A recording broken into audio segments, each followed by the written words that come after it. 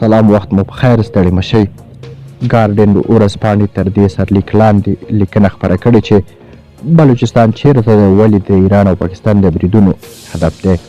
ورځپاڼه لیکلي چې بلوچستان په دریو هیوادونو کې ویشل شوی، په افغانستان، ایران او پاکستان کې، او له اوږدې مودې راهیسې د دې سیمې ګڼ شمېر خلک د پاکستان پر ضد مقاومت کوي.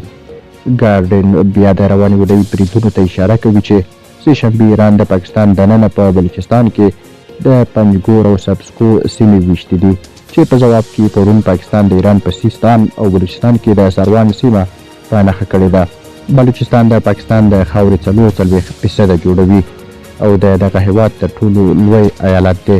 په افغانستان کې د جمهوریت نظام په وخت په اسلام آباد کې کله ناکله چارواکو افغان حکومت تورونه و چې د بلوچانو بیلتون غوښتونکو ته یې په خپله خاوره کې پناه ورکړې ده. کابل هغه وخت دا تورونه ردول.